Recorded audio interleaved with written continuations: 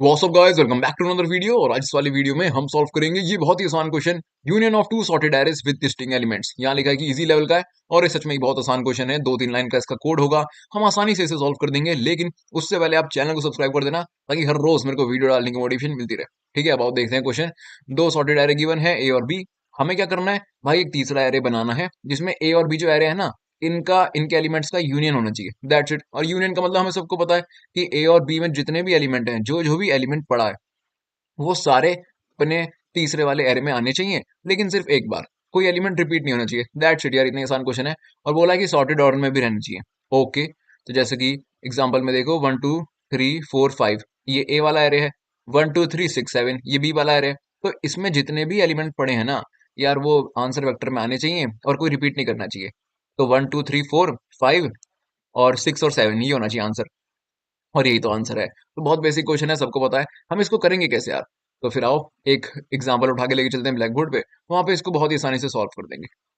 तो यहाँ मैं आ चुका हूँ ब्लैक बोर्ड पे, और यहाँ बहुत इजीली वो क्वेश्चन हम समझ के सॉल्व कर देंगे।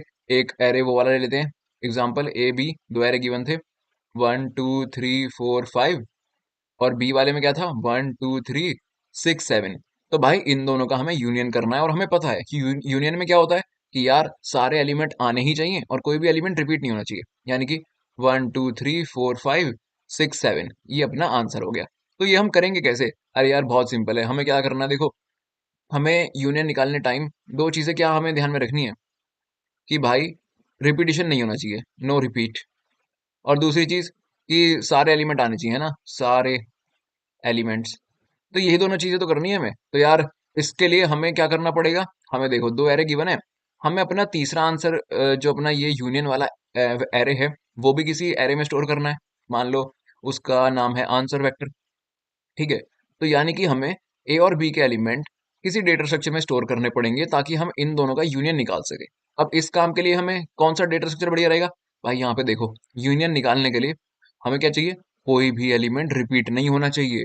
ओके। और एक तीसरी चीज और बताऊं मैं, क्वेश्चन में एक और चीज लिखी थी कि भाई जो अपना आंसर तुम करोगे ना, ये जो ए और बी वाले एरे हैं ये सॉर्टेड एरेस हैं, और जो तुम अपना आंसर वेक्टर बनाओगे भाई वो भी सॉर्टेड होना चाहिए। क्वेश्चन में गिवन था ना ये।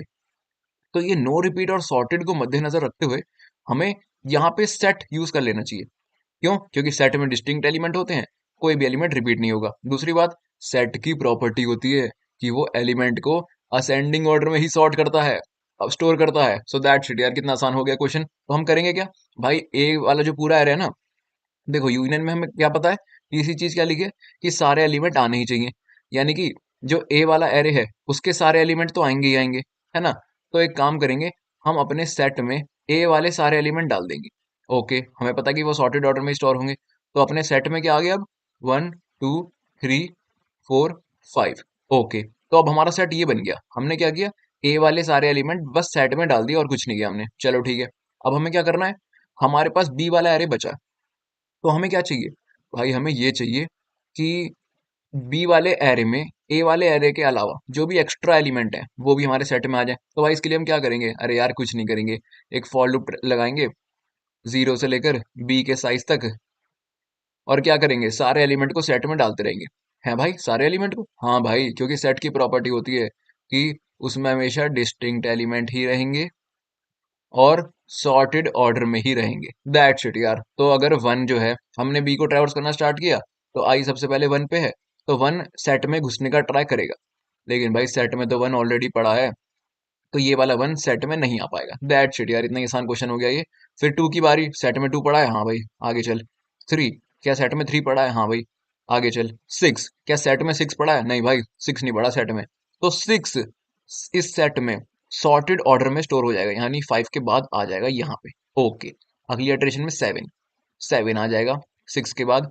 दैट्स इट, अपना पूरा क्वेश्चन सॉल्व हो गया। यही जो सेट है ना, इसको हम अपने आंसर वेक्टर में डाल देंगे और रिटर्न कर देंगे अपने आंसर वेक्टर को। 2 लाइन बस यही हमें कोड में लिखनी है, किसी को भी हल्का फुल्का भी डाउट नहीं होना चाहिए। मैं दोबारा बता दूं, हमें क्या करना है भाई, दो हमें सॉर्टेड एरे गिवन थे, उनका हमें एक तीसरे एरे में यूनियन करके रिटर्न करना है। तो यूनियन में क्या होता है, सारे एलिमेंट आने चाहिए और कोई भी एलिमेंट रिपीट नहीं होना चाहिए, यानी कि डिस्टिंक्ट एलिमेंट रहने चाहिए। और क्वेश्चन ने ये भी बोल दिया कि भाई सॉर्टेड ऑर्डर में ही रिटर्न करियो। तो इसके लिए हमने सेट बना दिया। क्यों? क्योंकि सेट में डिस्टिंक्ट एलिमेंट ही रहते हैं और बाय डिफॉल्ट सॉर्टेड ऑर्डर में ही स्टोर होते हैं, तो हम क्यों ना यूज करें इसे, इसलिए हमने सेट को यूज कर लिया।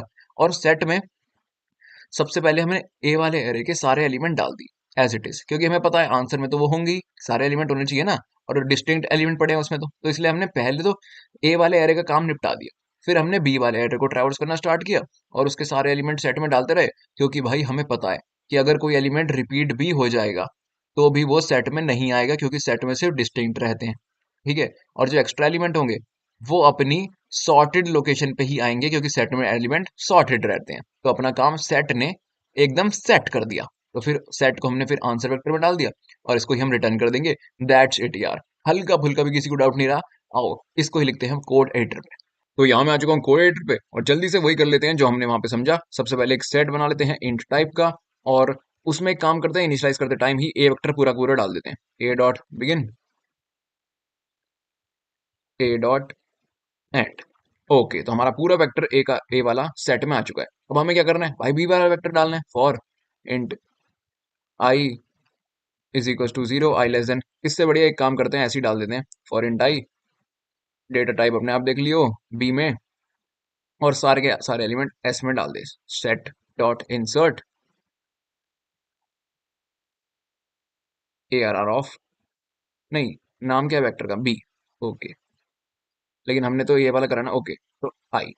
ओके, तो यानी कि अब हमारे सेट में ए वेक्टर और बी वेक्टर दोनों आ चुके हैं, उनका यूनियन आ चुका है, सॉर्टेड फॉर्म में है। तो भाई क्या करना है, बस एक आंसर वेक्टर बना ले, वेक्टर इंट आंसर, और उसमें पूरा का पूरा सेट डाल दे भाई।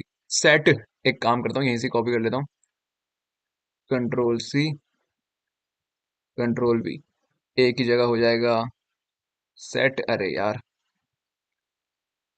ए की जगह हो जाएगा सेट और बी की जगह, यहाँ पे ए की जगह हो जाएगा सेट। दैट्स इट यार। तो अब हमने पूरा आंसर वेक्टर बना लिया, तो रिटर्न कर दे आंसर को, रिटर्न आंसर। लो भाई, इतने 3 लाइन में ही अपना कोड पूरा हो गया। हमने क्या किया, जैसे मैंने आपको बताया था, एक सेट बना लिया और बनाते टाइम ही सारा का सारा ए वेक्टर उसमें डाल दिया। फिर हमने बी वेक्टर उसमें डालते गए फॉर लूप की मदद से, बी वाले वेक्टर के एलिमेंट और डिस्टिंक्ट एलिमेंट आते हैं, इनके डुप्लीकेट एलिमेंट आएंगे नहीं, सॉर्टेड फॉर्म में रहेंगे। तो हमारे सेट में पूरा का पूरा आंसर अपना जो है स्टोर हो गया। लेकिन हमें रिटर्न तो वेक्टर की फॉर्म में करना है ना, वेक्टर टाइप का फंक्शन है, इसलिए हमने आंसर वेक्टर बना लिया और अपना आंसर तो सेट में ऑलरेडी पड़ा था, तो पूरा का पूरा सेट डाल दिया अपने आंसर में और उसे रिटर्न कर दिया। कितना आसान हो गया ये क्वेश्चन। तो फिर आओ इसको कंपाइलन करके देखते हैं।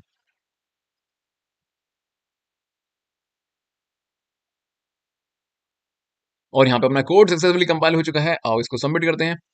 और अगर आपको ये वीडियो अच्छी लगी हो तो लाइक सब्सक्राइब और कमेंट कर देना, ताकि हर रोज मेरे को वीडियो डालने की मोटिवेशन मिलती रहे। और यहाँ पे हमारे एक के बाद एक सारे टेस्ट केस पास हो चुके हैं।